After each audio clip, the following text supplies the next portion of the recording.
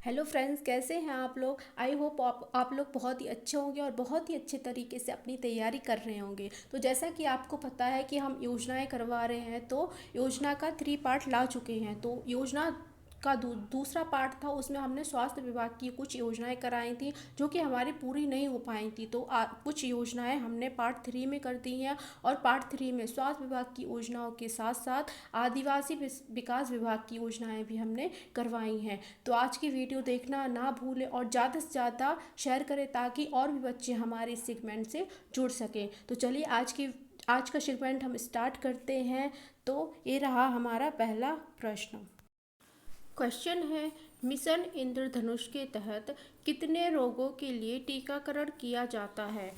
Option number पहला है 4, दूसरा है 5, तीसरा है 7 या चौथा 10। तो जो मिशन इंद्रधनुष है ना, तो इसके तहत कितने रोगों के लिए टीकाकरण किया जाता है। इसके अंतर्गत कितने रोगों के लिए टीकाकरण, 10 रोगों के लिए टीकाकरण किया जाता है। अगला क्वेश्चन है, राष्ट्रीय डिजिटल स्वास्थ्य मिशन के तहत प्रत्येक नागरिक को क्या प्रदान किया जाएगा। ऑप्शन नंबर पहला है मुफ्त बीमा योजना, दूसरा है डिजिटल हेल्थ, तीसरा है मुफ्त दवाइयाँ या चौथा है सरकारी अस्पतालों में विशेष सुविधाएं। तो इसके अंतर्गत क्या प्रदान किया जाता था। तो आंसर क्या है, डिजिटल हेल्थ। क्या है, डिजिटल हेल्थ। अगला क्वेश्चन है, राष्ट्रीय पोषण मिशन का उद्देश्य क्या है। मधुमेह नियंत्रण, कुपोषण को समाप्त करना, बुजुर्गों की देखभाल या फिर शहरी गरीबों के लिए भोजन उपलब्ध कराना। तो जो राष्ट्रीय पोषण मिशन है, इसका उद्देश्य क्या है, कुपोषण को समाप्त करना। अगला क्वेश्चन है जी, ये कुछ अनुसंधान है। तो जो ICMR नेशनल जल्मा institute for leprosy and other mycobacterial disease कहाँ पे है, आगरा में है। ICMR national institute of occupational health कहाँ पे है, अहमदाबाद में। कहाँ पे, अहमदाबाद में। और ICMR national institute of traditional medicine कहाँ पे है, बालागावी में। कहाँ, बालागावी में है। ICMR national centre for disease informatics and research कहाँ पे है, बेंगलुरु में। और ICMR national institute for research in environmental health कहाँ पे है, भोपाल में। नेक्स्ट है ICMR national institute of cancer prevention and research कहाँ पे है, नोएडा में।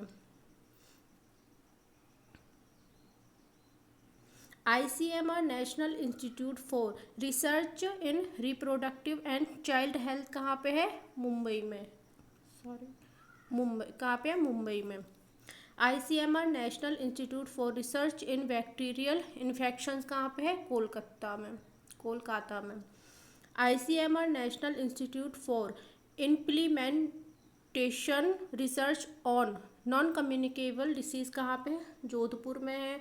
ICMR national institute of research in tribal health कहाँ पे है, जबलपुर में।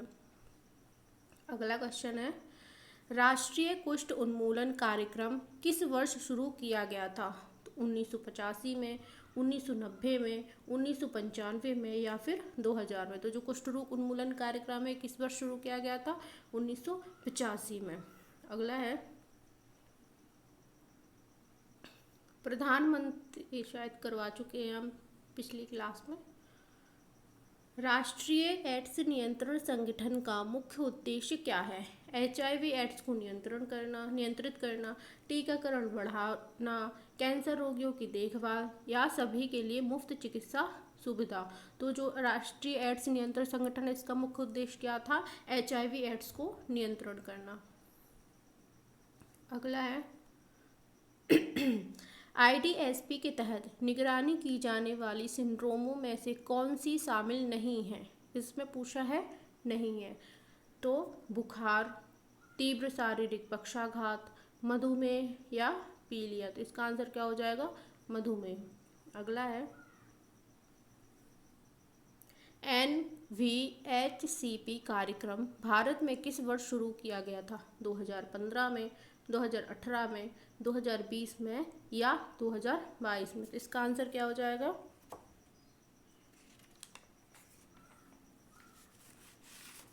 तो इसका आंसर हो जाएगा 2018 में। कब हुआ था? 2018 में।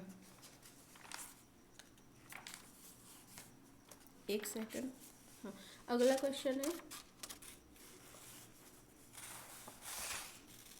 राष्ट्रीय वायरल हेपेटाइटिस नियंत्रण कार्यक्रम का मुख्य उद्देश्य क्या है?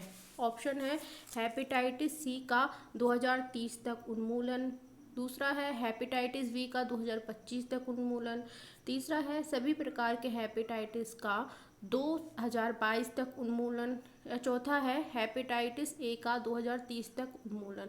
तो इसके अंतर्गत क्या आ जाएगा? हेपेटाइटिस सी का 2030 तक उन्मूलन। जो हेपेटाइटिस दिवस है कब मनाया जाता है? मनाया जाता है 28 जुलाई को। तो जो विश्व हेपेटाइटिस दिवस है कब मनाया जाता है? 28 जुलाई को। कब मनाया जाता है? 28 जुलाई को। अगला क्वेश्चन है, राष्ट्रीय स्वास्थ्य मिशन का शुभारंभ किस वर्ष किया गया था? 2005 में, 2012 में, 2013 में या 2014 में? तो राष्ट्रीय स्वास्थ्य मिशन का शुभारंभ किस वर्ष किया गया था? 2014 में। अगला क्वेश्चन है, एनपीआरडी के तहत दुर्लभ बीमारियों को कितने समूहों में वर्गीकृत किया गया है? तो ऑप्शन पहला है 2, दूसरा है 3, तीसरा है 4 या चौथा है 5। तो जो इसके अंतर्गत इसके अंतर्गत दुर्लभ बीमारियों के कितने समूहों में वर्गीकृत किया गया है? 3। अगला क्वेश्चन देखते हैं, एनपीआरडी के अनुसार दुर्लभ बीमारियों के लिए वित्तीय सहायता की अधिकतम सीमा क्या है? 10 लाख रुपए, 25 लाख रुपए, 50 लाख रुपए या 1 करोड़ रुपए? तो इसके अंतर्गत दुर्लभ बीमारियों के लिए कितनी वित्तीय सहायता दी जाती थी?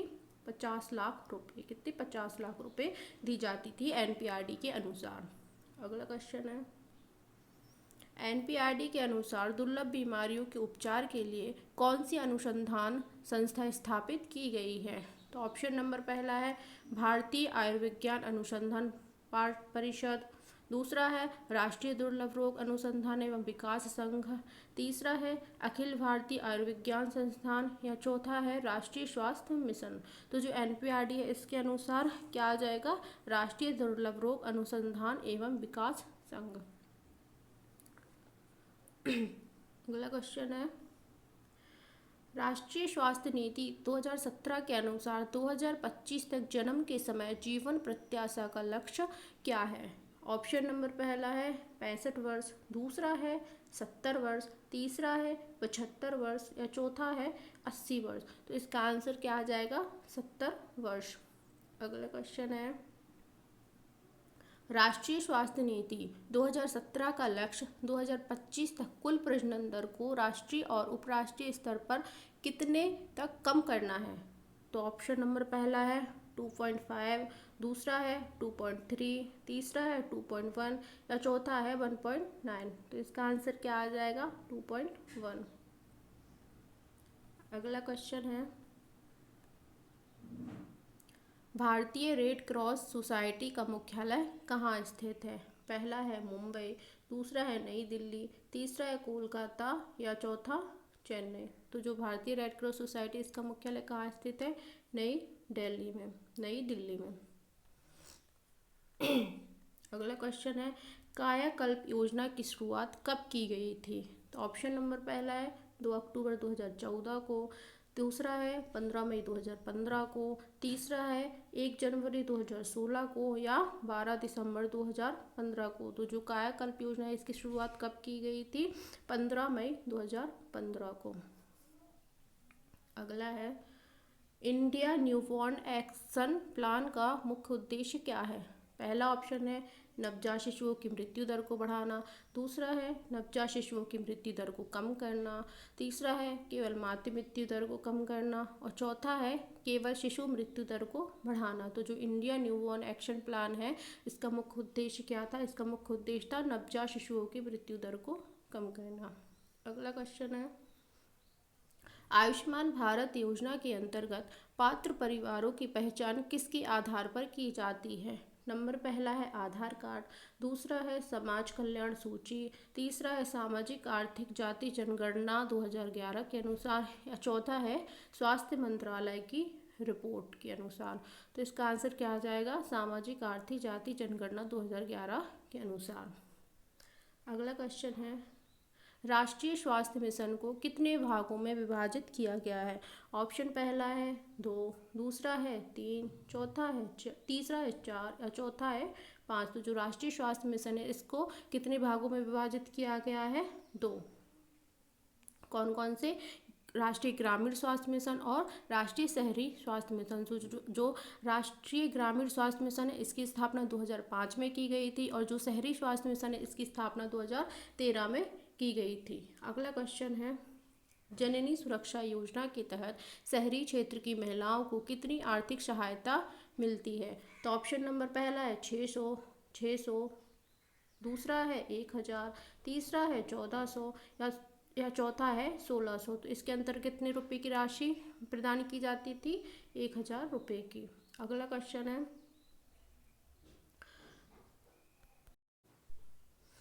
जननी सुरक्षा योजना के तहत ग्रामीण क्षेत्रों की महिलाओं को कितनी आर्थिक सहायता मिलती है? ऑप्शन नंबर पहला है 600, दूसरा है 1400, तीसरा है 2000, या चौथा है 5000। तो जो जननी शिशु सुरक्षा, इसके अंतर्गत ग्रामीण महिलाओं को, यहाँ पूछा है ग्रामीण महिलाओं को, तो ग्रामीण महिलाओं को 1400 रुपये और शहरी महिलाओं को कितने? 1000 रुपये दिए जाते थे। अगला क्वेश्चन है, आयुष्मान भारत योजना किस वर्ष शुरू की गई थी? 2016 में, 2017 में, 2018 में, या 2019 में? तो जो आयुष्मान भारत योजना किस वर्ष शुरू की गई थी? 2018 में। मिशन इंद्रधनुष को कब लॉन्च किया गया था? 2012 में, 2014 में, 2016 में, या 2018 में? तो जो मिशन इंद्रधनुष है, इसको कब लॉन्च किया गया था? 2014 में। कब? 2014 में लॉन्च किया गया था। अगला क्वेश्चन है, हाँ ये कुछ ये देख लेते हैं। ICMR national institute of translational virology and ads research कहाँ पे है? पूना में। कहाँ पे? पूना में। ICMR vector control research centre कहाँ है? पांडुचेरी में। तीसरा है ICMR national institute of nutrition कहाँ है? हैदराबाद में। ICMR national institute of virology कहाँ है? पुणे में है। National institute for research in tuberculosis और NIRT कहाँ पे है? चेन्नई में है। National institute of tuberculosis and respiratory disease कहाँ पे है? न्यू दिल्ली में है। अगला कौन सा है? All India institute of speech and hearing कहाँ पे है? मैसूरू कर्नाटका में। कहाँ पे है? मैसूरू कर्नाटका में है। National institute of mental health and neuro science कहाँ पे है? बेंगलुरु कर्नाटका में है। North eastern India Indira Gandhi institute of health and medical science कहाँ पे है? शिलोंग में है, मेघालय में। शिलोंग मेघालय में है। International institute of population science Mumbai में है। और कस्तूरबा हेल्थ सोसाइटी कहाँ है? ये भी मुंबई में है। और अगला कौन सा है? नेशनल इंस्टीट्यूट ऑफ बायोलॉजी कल कहाँ पे? नोएडा उत्तर प्रदेश में। तो आपको याद रखना है, पेपर में पूछे जाते हैं। अगला क्वेश्चन है, जन औषधि केंद्र किसके द्वारा संचालित किए जाते हैं? तो ऑप्शन नंबर पहला है स्वास्थ्य और परिवार कल्याण मंत्रालय द्वारा, दूसरा है भारतीय चिकित्सा अनुसंधान परिषद, तीसरा है फार्मास्यूटिकल्स विभाग भारत सरकार, या चौथा है राज्य सरकार। तो इसका आंसर क्या आ जाएगा? फार्मास्यूटिकल्स विभाग भारत सरकार। अगला क्वेश्चन है, प्रधानमंत्री जन औषधि योजना का उद्देश्य क्या है? सस्ती दवाइयाँ उपलब्ध कराना, मुफ्त अस्पताल सेवाएं देना, निजी अस्पतालों को अनुदान देना, या चौथा है डॉक्टरों की संख्या बढ़ाना। तो इसका आंसर क्या हो जाएगा? इसका आंसर हो जाएगा सस्ती दवाइयाँ उपलब्ध कराना। अगला है, मुख्यमंत्री कन्या अभिभावक पेंशन योजना के तहत किसे लाभान्वित किया जाता है? विधवा महिलाएं, दूसरा है विकलांग महिलाएं, तीसरा है एकल बालिकाओं के माता पिता और चौथा है गरीबी रेखा से नीचे जीवन यापन करने वाले परिवार। जल्दी बताइए। तो जो मुख्यमंत्री कन्या अभिभावक पेंशन योजना है, तो इसके तहत किसको दी जाती थी? इसके अंतर्गत एकल बालिकाओं के माता पिता को, जो जिसकी भी केवल हम लड़कियां होती हैं उनके माता पिता को ये दी जाती है। तो इसका आंसर क्या हो जाएगा? एकल बालिकाओं के माता पिता को। अगला क्वेश्चन है, 1983 में राष्ट्रीय स्वास्थ्य नीति के हिस्से के रूप में भारत में सामुदायिक स्वास्थ्य केंद्रों की अवधारणा पेश की गई थी। तो कब की गई थी? 1983 में। दूसरा है national institute of cancer prevention and research कहाँ पे है? नोएडा में। अगला है चिकनगुनिया एक एडिस। तो चिकनगुनिया किससे होता है? एडिज मच्छर के काटने से फैलता है, जो मुख्य रूप से एडिज एजिप्टी होता है। मनुष्यों को मच्छरों के लिए चिकनगुनिया वायरस का प्रमुख स्रोत है या जलाशय माना जाता है। तो जो चिकनगुनिया होता है वो मच्छरों के काटने से होता है या जो दूषित जल वगैरह होता है उससे होता है। एडेस एजिप्टी मच्छर दिन के समय काटते हैं। चिकनगुनिया का निदान रक्त परीक्षण द्वारा किया जाता है। तो पेपर में ये भी पूछ सकते हैं कि चिकनगुनिया का निदान परीक्षण कौन सा है? तो उसमें एलिसा आएगा, तो उसका आंसर एलिसा हो जाएगा। अगला है वेक्टर कंट्रोल रिसर्च सेंटर कहाँ है? पांडिचेरी में। तो अगला है 1971 में दस्त के कारण मृत्यु दर को रोकने के लिए मौखिक पुनर्जलीकरण चिकित्सा का प्रदर्शन किया गया था। घर पर उपलब्ध तरल पदार्थ जैसे सेरवेट या निविदा नारियल पानी और दबाए गए चावल के पानी को भी प्रभावी पाया जाता है। तो जो स्वास्थ्य विभाग की योजना है आज हमारी पूर्ण रूप से समाप्त होती है। अब देखते हैं हम सामाजिक न्याय विभाग की योजनाएं।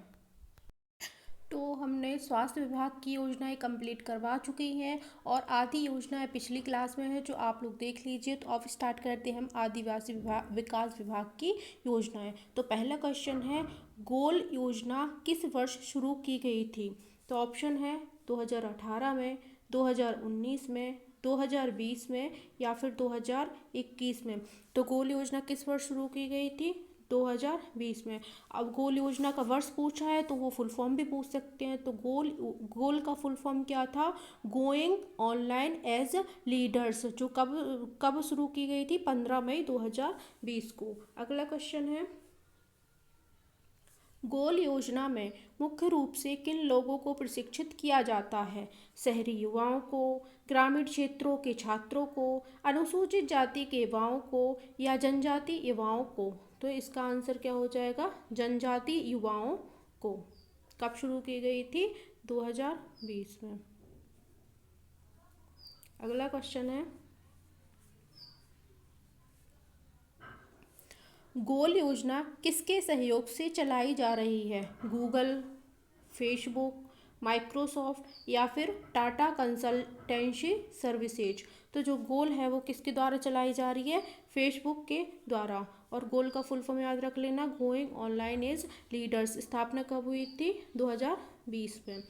अगला क्वेश्चन है, गोल योजना में मेंटर और मेंटी के बीच कितने चरण होते हैं? ऑप्शन नंबर पहला है 1, दूसरा है 2, तीसरा है 3 या चौथा है 4। तो इसके अंतर्गत कितने चरण होते हैं? 3 चरण होते हैं। अगला क्वेश्चन देखेंगे, भारत में अनुसूचित जनजाति के कल्याण के लिए कौन सा मंत्रालय जिम्मेदार है? ग्रामीण विकास मंत्रालय, दूसरा है जनजातीय मामलों का मंत्रालय, तीसरा है सामाजिक न्याय एवं अधिकारिता का मंत्रालय, चौथा है शिक्षा मंत्रालय।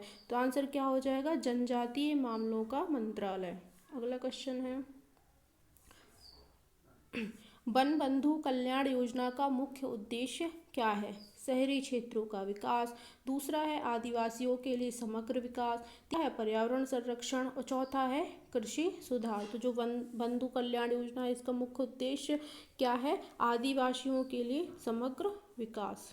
अगला क्वेश्चन है, एकलव्य मॉडल रेजिडेंशियल स्कूल योजना का मुख्य उद्देश्य क्या है? ऑप्शन नंबर पहला है अनुसूचित जाति के छात्रों को छात्रवृत्ति देना।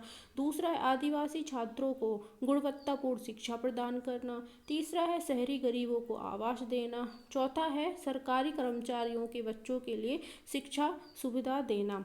तो इसका आंसर क्या हो जाएगा? आदिवासी छात्रों को गुणवत्तापूर्ण शिक्षा प्रदान करना। जो एकलव्य मॉडल रेजिडेंशियल स्कूल है, इसकी स्थापना कब की गई थी?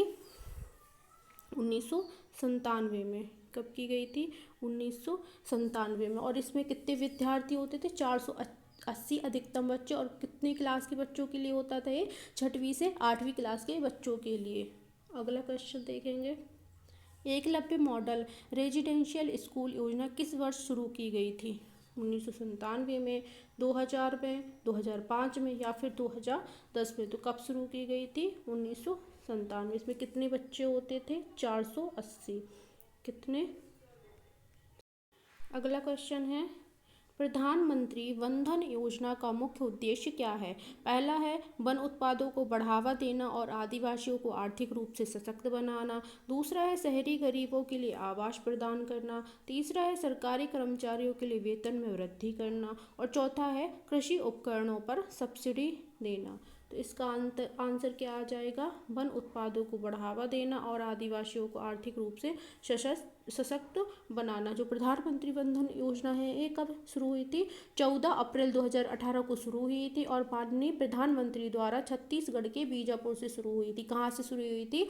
छत्तीसगढ़ के बीजापुर से शुरू हुई थी। और कब शुरू हुई थी? 14 अप्रैल 2018 को माननीय प्रधानमंत्री द्वारा। अगला क्वेश्चन देखेंगे। ट्राइफेड का मुख्य कार्य क्या है? जनजातीय उत्पादों को बाजार उपलब्ध कराना। दूसरा है सरकारी योजनाओं का प्रचार करना। तीसरा है केवल अनुसूचित जाति के लोगों के लिए कार्य करना। या चौथा है केवल शहरी क्षेत्रों में व्यापार को बढ़ावा देना। तो इसका आंसर क्या हो जाएगा? जनजातीय उत्पादों को बाजार उपलब्ध कराना। तो जो ट्राइफेड है तो इसकी स्थापना कब हुई थी? 1987 में हुई थी। और इसका फुल फॉर्म क्या है? Tribal cooperative marketing development.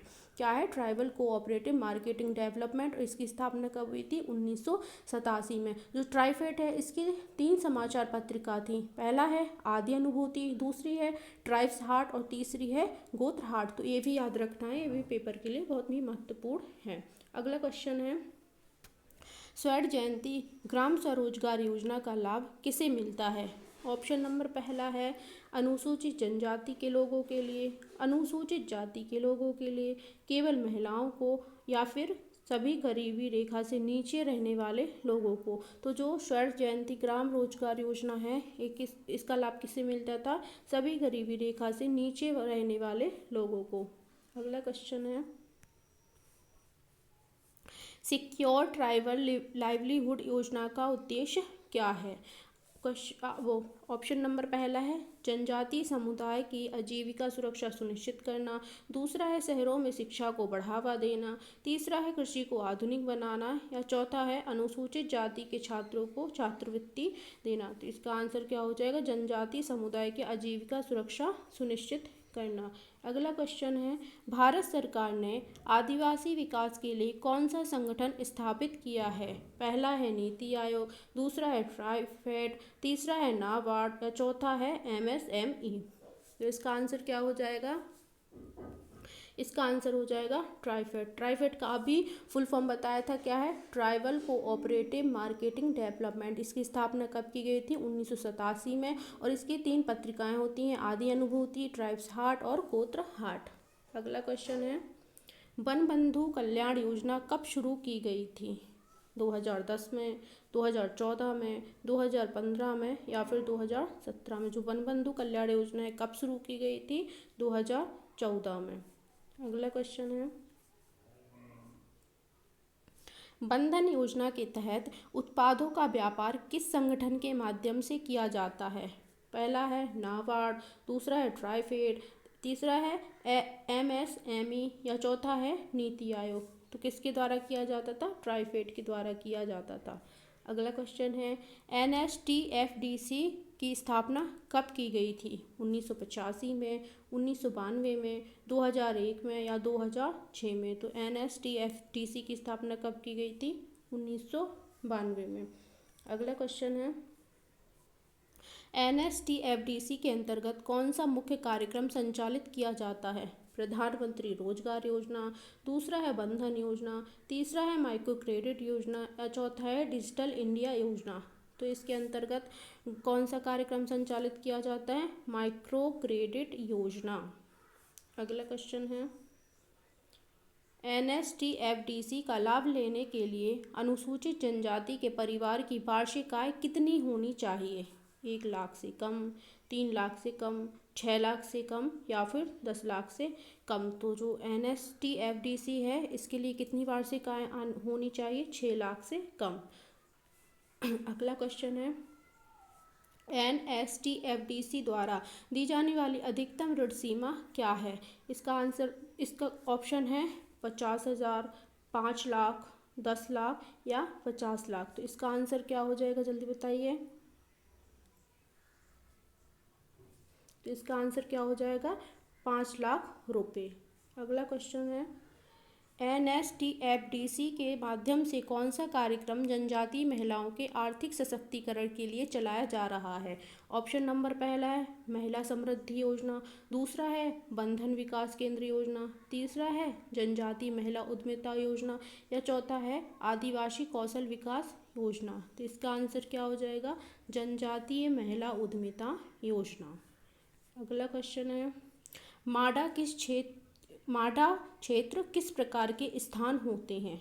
तो ऑप्शन है वे क्षेत्र जहां अनुसूचित जनजाति की जनसंख्या 50% से अधिक होती है, या फिर वे क्षेत्र जहां अनुसूचित जनजाति की संख्या 10% से 50% के बीच होती है, तीसरा है केवल शहरी क्षेत्र और चौथा है केवल पर्वतीय क्षेत्र? तो इसका आंसर क्या है? जो मादा क्षेत्र है, माडा है ना, तो ये बहुत ही महत्वपूर्ण है और ये पेपर में ज़रूर आएगा। तो इसका आंसर क्या हो जाएगा? वे क्षेत्र जहां अनुसूचित जनजाति की जनसंख्या 10% से 50% के बीच होती है। अगला क्वेश्चन है, भारत में माडा योजना का लाभ लेने के लिए किन लोगों को पात्र माना जाता है? केवल अनुसूचित जाति के लोग, केवल अनुसूचित जनजाति के लोग, सभी गरीब नागरिक या फिर केवल सरकारी कर्मचारी? तो जो माडा योजना का लाभ लेने के लिए पात्र माने जाते हैं वो हैं केवल अनुसूचित जनजाति के लोग। अगला क्वेश्चन है, माडा क्षेत्र में आने वाले गांवों की न्यूनतम अनुसूचित जनजाति जनसंख्या कितनी होनी चाहिए? 10%, 25%, 40% या 50%? तो इसका आंसर क्या है? 25%।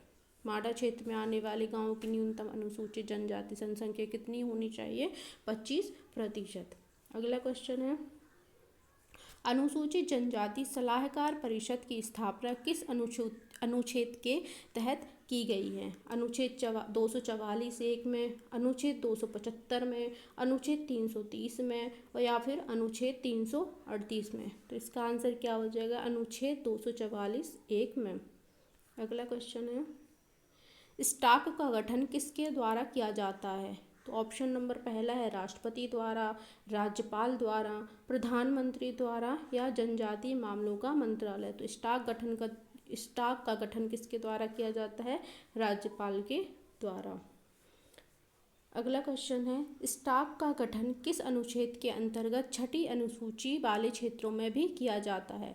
तो पहला है अनुच्छेद 275 में, दूसरा है अनुच्छेद 244(2) में, तीसरा है अनुच्छेद 340 में या फिर चौथा है अनुच्छेद 330 में? तो इसका आंसर क्या हो जाएगा? अनुच्छेद 244(2) में। अगला क्वेश्चन है, पैसा अधिनियम कब पारित किया गया? महा इम्पोर्टेंट क्वेश्चन, जितने स्टार हो सके उतने बना लीजिए, आपको याद करके ही जाना है।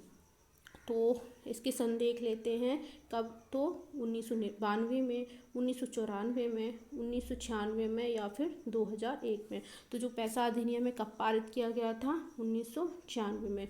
तो पैसा का फुल फॉर्म पहले तो याद रखेंगे, इसका फुल फॉर्म है panchayat extension to schedule area act. क्या है? Panchayat extension to schedule areas act. अगला क्वेश्चन है, पैसा अधिनियम किस संविधान संशोधन के अंतर्गत लागू किया गया था? पहला है 61वां संशोधन, दूसरा है 73वां संशोधन, तीसरा है 89वां संशोधन या चौथा है 101वां संशोधन। तो इसका आंसर क्या हो जाएगा? 73वां संशोधन। अगला है पैसा अधिनियम के अंतर्गत ग्राम सभा को कितने प्रकार के अधिकार दिए गए हैं?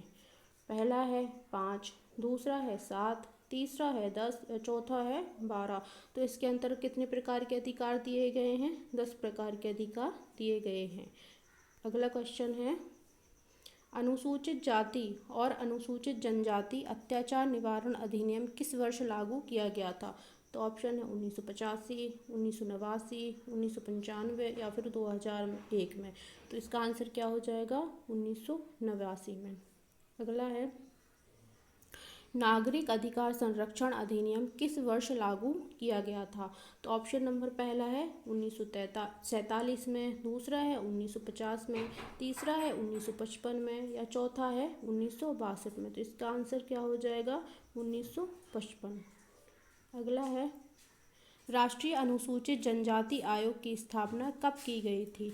1950 में, 1978 में, 1999 में या फिर 2004 में। तो इसका आंसर क्या हो जाएगा? 2004। तो इसका फुल फॉर्म याद रखेंगे NCST। तो NCST का फुल फॉर्म क्या है? राष्ट्रीय अनुसूचित जनजाति आयोग। क्या है? राष्ट्रीय अनुसूचित जनजाति आयोग। अगला क्वेश्चन है राष्ट्रीय अनुसूचित जनजाति आयोग किस अनुच्छेद के तहत गठित किया गया है? अनुच्छेद 338, अनुच्छेद 338A, अनुच्छेद 342 या फिर अनुच्छेद 244। तो इसका आंसर क्या हो जाएगा? अनुच्छेद 338A। अगला क्वेश्चन है NCST के अध्यक्ष की नियुक्ति कौन करता है? तो ऑप्शन है राष्ट्रपति, दूसरा है प्रधानमंत्री, तीसरा है राज्यपाल या चौथा है संसद। तो क्या NCST के अध्यक्ष की नियुक्ति कौन करता है? राष्ट्रपति। अगला क्वेश्चन है NCST के कितने सदस्य होते हैं? ऑप्शन नंबर पहला है 3, दूसरा है 5, तीसरा है 7 या फिर चौथा है 9। तो जो NCST के कितने सदस्य होते हैं? 5 सदस्य होते हैं। उसमें से एक अध्यक्ष होता है, एक उपाध्यक्ष होता है और 3 अन्य सदस्य होते हैं। अगला क्वेश्चन है NCST किस अधिनियम के तहत अनुसूचित जनजातियों के मामलों की जांच कर सकता है? तो ऑप्शन पहला है SC या ST अत्याचार निवारण अधिनियम 1989 के अंतर्गत, दूसरा है वन अधिकार अधिनियम 2006 के अंतर्गत, तीसरा है बाल अधिकार संरक्षण अधिनियम 2005 के अनुसार या चौथा है संविधान अधिनियम चौथा है संविधान अधिनियम 2003। तो इसका आंसर क्या हो जाएगा? संविधान अधिनियम 2003। क्या हो जाएगा? संविधान अधिनियम 2003। अब इसमें जो वन अधिकार अधिनियम 2006 है, ये आपको याद रखना है। ये पेपर में बहुत पूछे जा रहे हैं, अभी भी पहले भी पूछा गया और आगे भी पूछा जाएगा। और जो बाल अधिकार संरक्षण अधिनियम 2005 है, इससे भी बहुत क्वेश्चन देखने को मिल रहे हैं। और जो अधिनियम है वो हमारे सर करवा रहे हैं ट्रिक के माध्यम से, तो आप पुरानी वीडियोस देख लेना। अगला क्वेश्चन है 1000 स्प्रिंग पहल को भारत सरकार ने किस वर्ष शुरू किया था?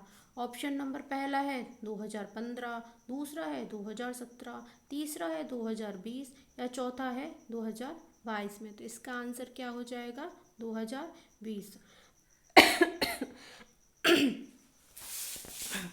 तो 1000 स्प्रिंग पहल है, तो इसका उद्देश्य क्या था? जो ग्रामीण क्षेत्र और दुर्गम भागों में रहने वाले आदिवासी समुदाय के लोग हैं, तो उनको सुरक्षित और पर्याप्त पानी तक पहुंच में सुधार करना। इसका उद्देश्य क्या था? जो आदिवासी समुदाय के लोग हैं उनके लिए सुरक्षित और पर्याप्त पानी तक पहुंच में सुधार करना। इसकी शुरुआत कब हुई थी? 2020 में। शुरुआत 2020 में हुई थी और भुवनेश्वर से हुई थी। अगला क्वेश्चन है 1000 स्प्रिंग पहल मुख्य रूप से भारत के किन राज्यों में लागू की जा रही है? पहला है राजस्थान और गुजरात, दूसरा है उत्तर प्रदेश और बिहार, तीसरा है झारखंड, छत्तीसगढ़, उड़ीसा और मध्य प्रदेश, चौथा है पंजाब और हरियाणा में। तो स्प्रिंग पहल कहाँ कहाँ स्टार्ट की जा रही है? झारखंड, छत्तीसगढ़, उड़ीसा और मध्य प्रदेश में। अगला क्वेश्चन है 1000 स्प्रिंग पहल किसके लाभ के लिए शुरू की गई है? शहरी गरीबों के लिए पेयजल उपलब्ध कराना। दूसरा है आदिवासी समुदायों के लिए प्राकृतिक जल स्रोतों का संरक्षण और प्रबंधन कराना। तीसरा है किसानों के लिए जल सिंचाई प्रणाली विकसित करना। और चौथा है नगर पालिकाओं में जल पुनर्चक्रण को बढ़ावा देना। तो मैं पहले भी बताया है कि इसके लिए है आदिवासी समुदायों के लिए प्राकृतिक जल स्रोतों का संरक्षण और प्रबंधन करना है। अगला है सेक मोल की स्थापना कब हुई थी? 1985 में, 1988 में, 1994 में या फिर 2001 में। तो सेक मोल की स्थापना कब हुई थी? 1988 में। जो सेक मोल है तो उसका फुल फॉर्म क्या है? Student educational and cultural movement of Ladakh. क्या है? Student educational and cultural movement of Ladakh. तो ये बहुत ही मोस्ट क्वेश्चन है। अगला क्वेश्चन देखते हैं। सेक मॉल मुख्य रूप से किस राज्य या केंद्र शासित प्रदेश में कार्य करता है? तो ऑप्शन नंबर पहला है जम्मू और कश्मीर में, दूसरा है हिमाचल प्रदेश में, तीसरा है लद्दाख में, चौथा है उत्तराखंड में। तो जिसने भी सेक मॉल का फुल फॉर्म याद किया होगा उसको उस पर एक क्वेश्चन बन जाएगा। तो आंसर क्या हो जाएगा? लद्दाख। तो इसका फुल फॉर्म जरूर याद कर लेना, उसी से आंसर निकल आएगा। अगला क्वेश्चन है NOS योजना किस मंत्रालय के तहत संचालित होती है? तो ऑप्शन नंबर पहला है शिक्षा मंत्रालय, दूसरा है सामाजिक न्याय और अधिकारिता मंत्रालय, तीसरा है विदेश मंत्रालय और चौथा है मानव संसाधन विकास मंत्रालय। तो जो NOS योजना है ये किस मंत्रालय के तहत संचालित होती है? सामाजिक न्याय और अधिकारिता मंत्रालय। जो NOS योजना है तो ये कब शुरू हुई थी? तो जो NOS योजना है इसका फुल फॉर्म याद रखना, नेशनल ओवरसीज स्कॉलरशिप। क्या है? National overseas scholarship. और इसके अंतर्गत जो उम्मीदवार हैं उनकी आयु कितनी होती है? 35 वर्ष। कितनी होती है? 35 वर्ष। अगला क्वेश्चन है राष्ट्रीय प्रवासी छात्रवृत्ति योजना का मुख्य उद्देश्य क्या है? भारत में अनुसूचित जाति और अनुसूचित जनजाति के छात्रों को छात्रवृत्ति प्रदान करना। दूसरा है भारतीय छात्रों को विदेश में उच्च शिक्षा के लिए वित्तीय सहायता देना। तीसरा है गरीब छात्रों को मुफ्त स्कूली शिक्षा देना। या चौथी है केवल तकनीकी शिक्षा के लिए वित्तीय सहायता प्रदान करना। तो इसका आंसर क्या आ जाएगा? भारतीय छात्रों को विदेश में उच्च शिक्षा के लिए सहायता देना। अगला क्वेश्चन है NOS योजना के तहत छात्रवृत्ति पाने के लिए आवेदक की अधिकतम आयु सीमा कितनी होती है? मैंने इसका आंसर अभी बताया था। तो इसके ऑप्शन देख लेते हैं। 30 वर्ष, दूसरा है 35 वर्ष, तीसरा है 40 वर्ष या चौथा है 50 वर्ष। तो मैंने पहले भी बताया था, अब जल्दी कमेंट में बताइए इसका आंसर क्या होगा। तो इसका आंसर होगा 35 वर्ष। अगला क्वेश्चन है NOS योजना के तहत किन डिग्री कार्यक्रमों के लिए छात्रवृत्ति दी जाती है? पहला है स्नातक, दूसरा है स्नातकोत्तर और डॉक्टरेट के लिए, तीसरा है माध्यमिक शिक्षा, चौथा है केवल डिप्लोमा कोर्स। तो इसका आंसर क्या हो जाएगा? स्नातकोत्तर और डॉक्टरेट के लिए। अगला क्वेश्चन है NOS योजना के तहत छात्रों की पारिवारिक वार्षिक आय सीमा कितनी होनी चाहिए? तो ऑप्शन है 6 लाख से कम, दूसरा है 8 लाख से कम, तीसरा है 10 लाख से कम या चौथा है कोई आय सीमा नहीं है। तो इसका आंसर क्या हो जाएगा? 8 लाख से कम। क्या हो जाएगा? 8 लाख से कम। अगला क्वेश्चन है NOS योजना के तहत कितने छात्रों को प्रति वर्ष छात्रवृत्ति प्रदान की जाती है? तो ऑप्शन है 100, दूसरा है 125, तीसरा है 150 या चौथा है 200। तो इसका आंसर क्या हो जाएगा? 125। तो NOS योजना के तहत 125 छात्रों को प्रति वर्ष छात्रवृत्ति प्रदान की जाती है। तो ये थे आज के हमारे कुछ महत्वपूर्ण प्रश्न। तो आज का सेशन हम यहीं वाइंड अप करते हैं। आशा करती हूँ आपको ये वीडियो बहुत ही पसंद आई होगी। अगर पसंद आई है तो लाइक, कमेंट और शेयर कीजिए, जिससे और बच्चों को भी हमारी वीडियो मिल सके। तो अब मुलाकात होगी हमारी अगली वीडियो में। तब तक के लिए बाय बाय।